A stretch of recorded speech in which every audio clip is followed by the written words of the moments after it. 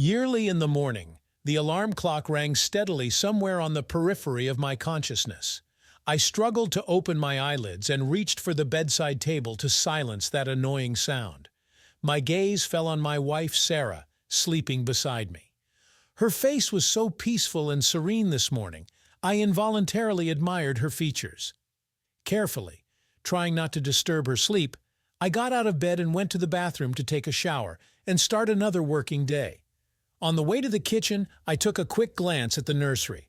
Our twins Tommy and Jane were still sleeping sweetly, hugging each other like two tiny porcelain dolls.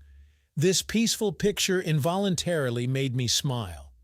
Having made myself coffee and toast with jam, I sat down at the kitchen table and began browsing the news on the tablet. Nothing out of the ordinary.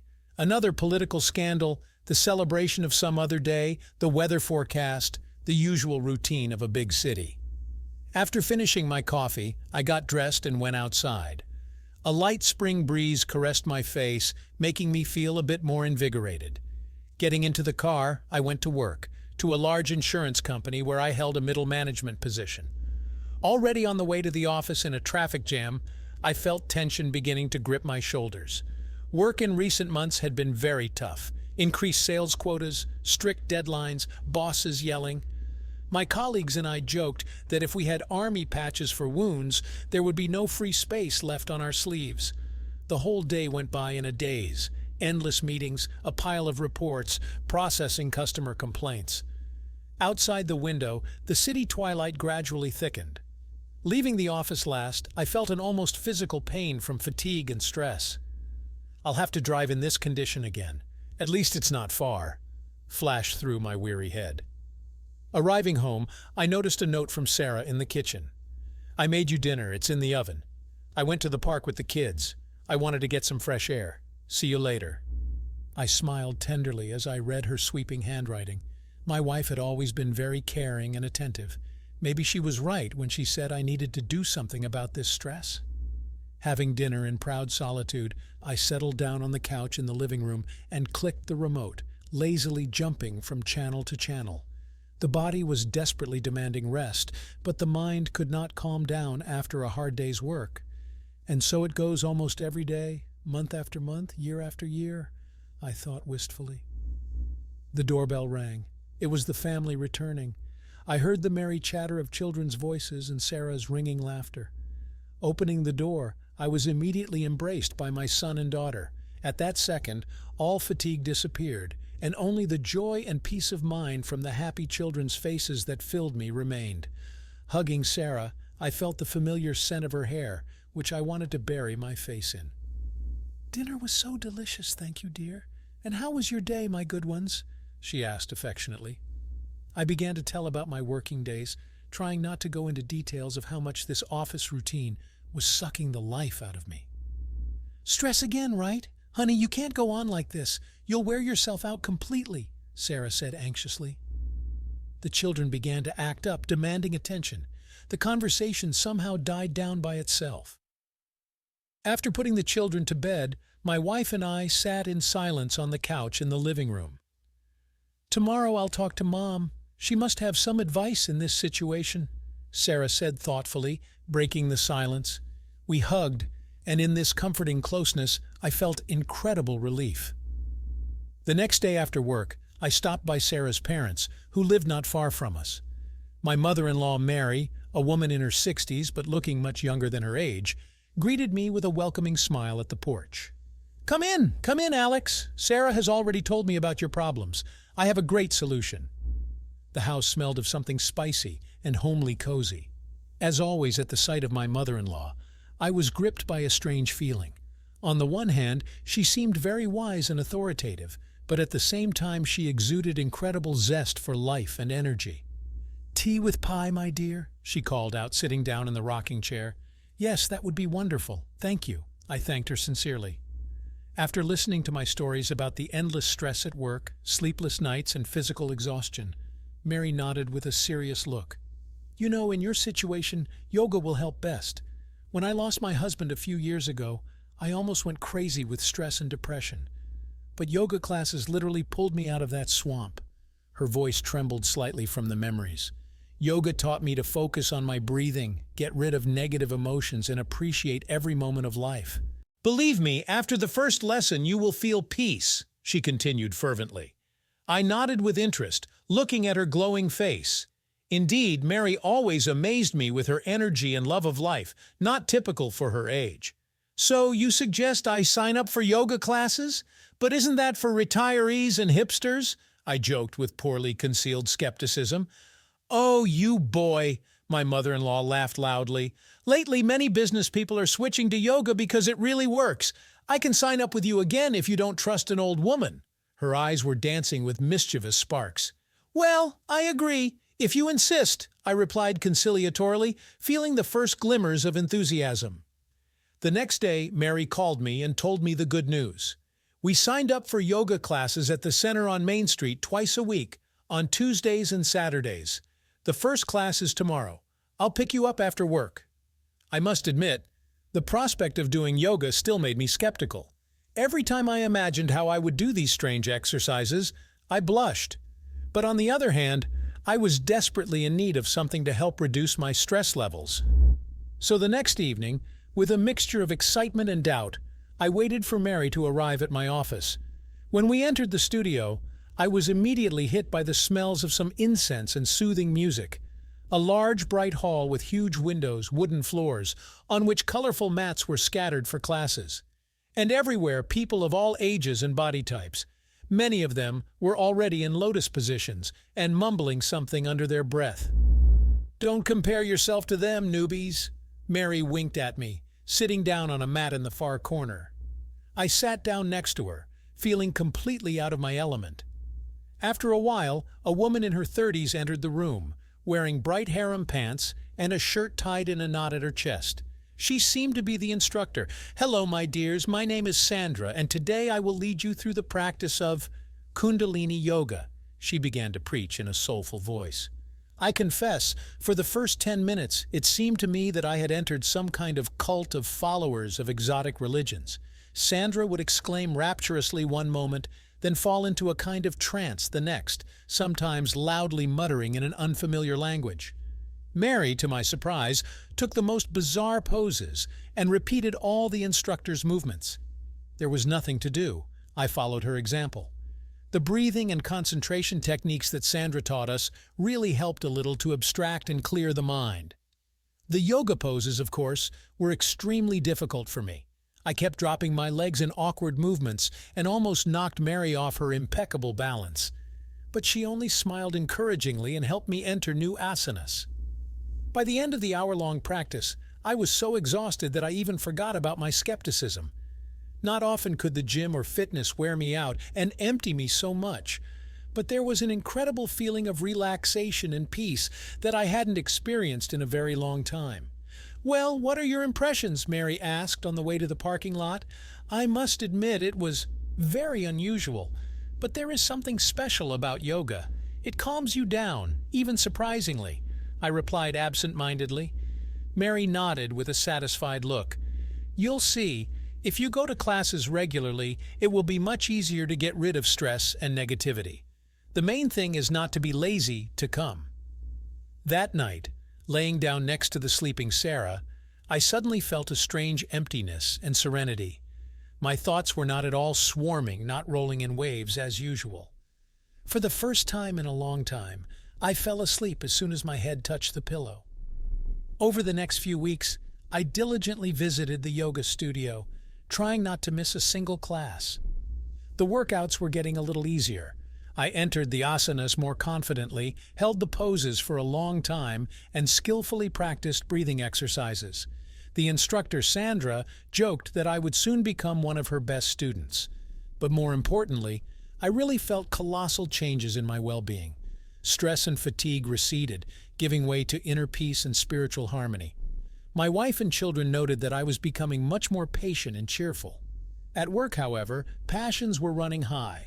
Our sales were falling, employees were quitting one after another, and the boss's shouts were becoming more and more hysterical. It happened that I would arrive at the class in complete disarray and indignation after another devastating meeting. But as soon as I did the first breathing exercise, all these problems receded. seeming small and insignificant. The main thing was the feeling of peace and unity with oneself. But there were other changes that I did not notice at first. During classes and in the breaks between them, I found myself next to Mary more and more often. We shared our thoughts and impressions, talked about what was happening in our lives. I enjoyed listening to her stories about the travels around the world that she and her husband had once made. And she listened with bated breath to my stories about the everyday life of an office manager. Gradually, a light spiritual closeness was established between us, which happens between very old, good acquaintances. Mary always found words of support when I came upset from work, and I tried to cheer her up in moments of sadness when she remembered her late husband. Our conversations often touched on very personal and intimate topics. I talked about how sometimes I feel alienation in my marriage, as if an invisible chasm had formed between Sarah and me. And Mary, with tears in her eyes, talked about how she desperately lacked the intimacy and emotional warmth that she shared with her husband. At such moments, a strange feeling came over me. I desperately wanted to hug her, comfort her, make her feel that she was not alone. But I restrained these impulses because there should be nothing between us but friendly relations, although something deep in my soul persistently whispered that it had long ago become more than just friendship. After classes, we often stayed alone in the studio, slowly finishing the remaining water in the bottles and enjoying the soft music coming from the speakers. Sometimes the peaceful silence dragged on, and we just sat like that side by side, without saying a word. It seemed that we did not need words to understand each other. At times, Mary would inadvertently touch my hand, as if involuntarily, which sent a shiver of incomparable excitement through my body. And when our eyes met, I saw the same half-crazy, frenzied glint in hers that I did in my own. These feelings were frightening and alluring at the same time. I realized that the connection between us already meant something more than just friendly affection. But I tried with all my might to drive these thoughts away, because Mary was the mother of my wife. Such a thought was taboo for me, a heresy that should not even be allowed into my head. I was also afraid that if I gave free rein to my indecent desires, it would destroy the fragile and valuable relationship that had been established between me and this amazing woman. Mary had become something of a spiritual support and mentor to me. Can such connections be put at risk? Nevertheless, leaving the studio after another class and exchanging restrained farewell hugs with Mary, I felt a fire burning inside me that was getting harder and harder to resist. Early on a Saturday morning, before dawn, I awoke from a strange dream. I dreamed of Mary. She appeared before me naked, her body perfect, like an ancient Greek goddess. Touching her smooth skin, I felt the heat of her flesh and sweet trembling under my palms. Mary threw me on the bed and began to cover me with wet kisses. I sat up abruptly in bed, trying to shake off the obsession. Sarah was sleeping sweetly beside me, and her presence sobered me up a little. I felt ashamed. How could I have such base thoughts about my own mother-in-law, the mother of my faithful wife? It was immoral, indecent, sinful. I got out of bed and went to the bathroom, splashing cold water on my face. In the mirror, I was faced with the face of a tormented man with the seal of guilt on his forehead. I understood that I had to banish these sinful visions from my head, but I myself was adding fuel to the fire of my fantasies. That day, I decided to skip the scheduled yoga class. Afraid to meet Mary face to face, I made up some silly excuse about illness and an urgent business trip. Fortunately, she did not inquire further, just wished me a concerned recovery. All weekend after this incident, I spent in some kind of murky oblivion, constantly replaying scenes from my vicious dream in my head. Mary seemed so desirable, so seductive. I caught myself thinking that I was remembering the slightest details of her figure, movements, barely noticeable scent. My imagination was running wild with pictures of our possible intercourse. Nothing helped to distract me. Not endless walks, not heavy runs, not even household chores and children. Everywhere I saw the image of Mary, this woman so unattainable and forbidden to me. Her laughing eyes, plump inviting lips, graceful curves of her waist, they seemed to haunt me day and night. To top it all off, a serious crisis was brewing at work. Our main client refused to renew the contract due to poor service. The management threatened mass layoffs if the performance did not improve in the coming days. The atmosphere in the office was thickening, the tension growing with every minute. But all these horrors of work faded in the shadow of the obsessive idea of Mary. When I stumbled home after a stressful day at work, I realized that I was going under. I was consumed by conflicting aspirations. On the one hand, I longed to see Mary again, which in itself was already reprehensible, and on the other, I was tormented by remorse for my secret lusts. Sarah was amazingly affectionate and tender with me that evening, apparently sensing my mental anguish. But when we got intimate in bed, for a moment a stirring dream flashed through my mind, and I suddenly imagined that it was not her, but Mary who was under me, writhing in sweet languor. After that I felt sick. Hastily turning away from my wife, I barely restrained the urge to vomit. My hands were shaking, blood was pounding in my temples, and my mind kept giving out vicious pictures.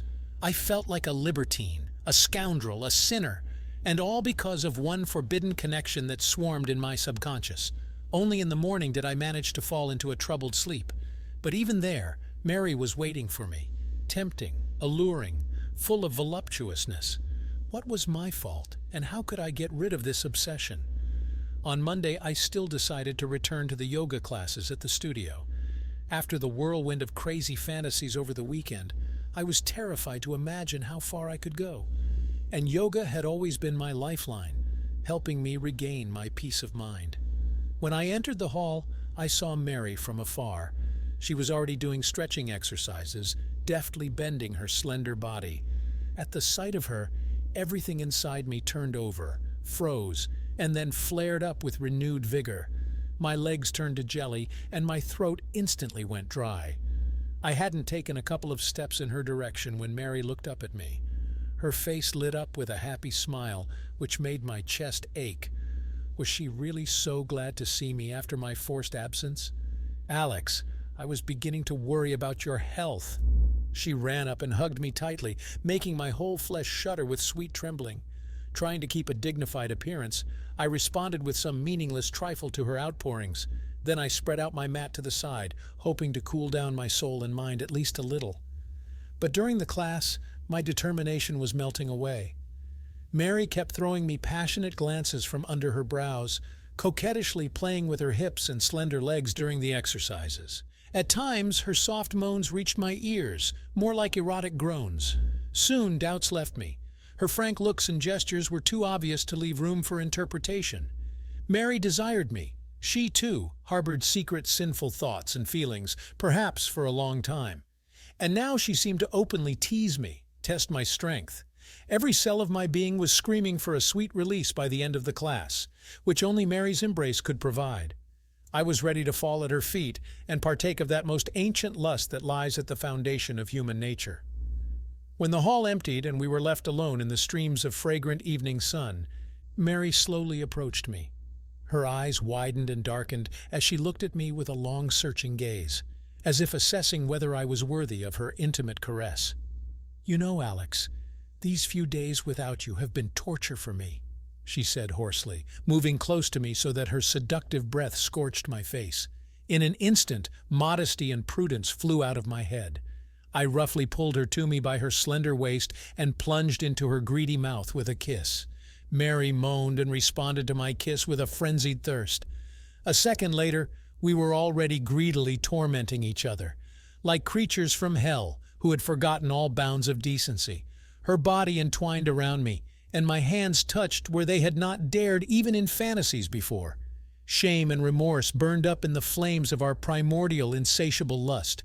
We furiously tore off each other's clothes, remaining naked in the flashes of the evening sun. Mary pushed me to the floor and threw my head back with one strong movement. "I saw how you looked at me all this time. Do you like my body?" she hissed, pressing her naked and heated flesh against me. I silently nodded, almost losing consciousness from the frenzy that filled me. Mary leaned down and ran her hot tongue from my neck to my collarbones, then bit hard into the base of my neck. "You will be mine, mine," she repeated hoarsely, tearing off the rest of my clothes. I was powerless to resist. everything merged into a wild, primordial cacophony of convulsive movements and hoarse moans. After that sinful outburst of passion, I was in turmoil of feelings. On the one hand, I experienced incredible relief and euphoria from the consummated criminal intercourse with Mary. But on the other hand, a huge burden of guilt and remorse fell upon me. How could I have betrayed my wife Sarah's trust in such a monstrous way? How dare I fall into this shameful incest with the mother of my faithful wife? Evil fate and my own weakness pushed me into this sinful abyss. Mary, on the other hand, looked content and enlightened. Apparently, the fulfillment of her secret desires brought her peace of mind. She did not seem embarrassed or repentant at all. On the contrary, her eyes shone with triumph and some demonic glee. "You were so good, honey," she purred, lazily stroking me. "Now you're mine, forever." Her words acted like an icy wave washing over me.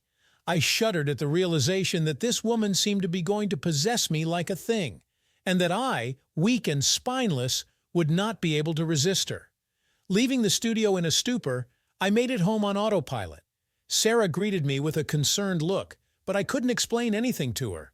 Barely holding back my sobs, I made some silly excuse and walked away. All night I was in mental agony, cursing myself for my cowardice and betrayal of my wife and children. But at the same time, part of me already belonged to Mary, who had ensnared me with her charms. The next day at work, I expected the worst after my absence from the office, but everything went quite smoothly and routinely. The boss criticized a couple of my reports, but in general there were no terrible shouts or threats of dismissal. And it was in this familiar office routine that I suddenly felt all the emptiness and worthlessness of my existence. Life was passing by like a sleepy river, days adding up to weeks and months, and I had never experienced either true passion or sinful but so alluring freedom. Only with Mary did I feel the fullness of being, the ecstasy of merging with the forbidden. Yes, it was wrong, immoral. But is the thirst for life a sin? At that moment, I decided for myself that I would cherish our secret connection, this new breath in the sleepy routine. On the way home, I wrote a letter to Mary saying that I was ready to meet with her again, on her terms. Her answer came stunning, but also encouraging. "I'm waiting for you today at the studio, an hour after your work. It will be just me."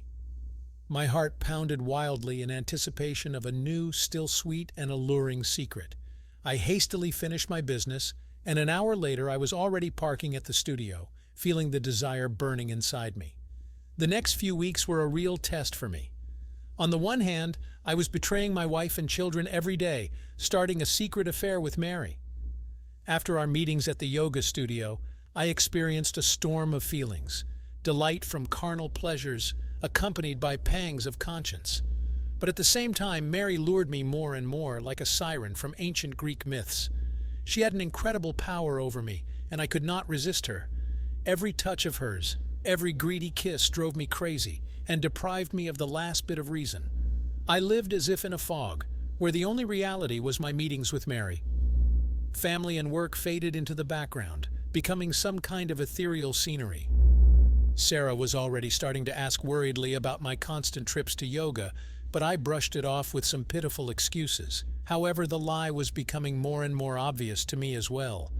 I constantly waited for the evening to enjoy the crazy delights with Mary again, sometimes forgetting about household and work concerns. At work, my results went downhill again, and I began to receive rare calls on the carpet to the authorities. My mother-in-law didn't seem to care about such trifles. She behaved like a real mistress, jealous, possessive, ecstatic in her desires. We didn't just indulge in fiery delights. Mary more and more often threw terrible, jealous tantrums if she noticed even a bit of my attention to other women. "You belong only to me. I will tear you apart until you lose your pulse," she growled, biting into my body with greedy kisses. And I dissolved in this hell of lust and sin, forgetting about everything in the world. Of course, such a situation could not last forever. Sooner or later, there would be a final breakdown in the family or a complete fiasco at work. And I began to persuade Mary to think about all this, not to behave so recklessly and insatiably. But I only met her furious anger in response. During one of our wild dates in the studio, when we were distracted from each other for just a moment, the door swung open. and Sarah stood frozen on the threshold, staring at us with a mad look. A deathly silence hung in the air. Sarah stood petrified with her mouth open, clutching her purse. Her eyes filled with tears as she realized what she had seen. It was no longer possible to hide or pervert what was happening. The truth had broken free in all its monstrous guise. God! Mom! Alex! What does this mean? Sarah stammered in a faltering voice, staring at our naked, intertwined bodies in horror. I was dumbfounded, unable to squeeze out a word.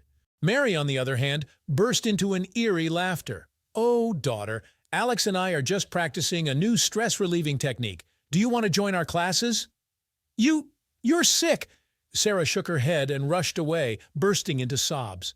For the first time, I felt the full vileness and ruinousness of my relationship with Mary. Moreover, I realized that I loved Sarah and our children, and that Mary and I were just two madmen who had drowned in a whirlpool of forbidden desires. Abruptly pushing Mary away, I began frantically putting on my clothes.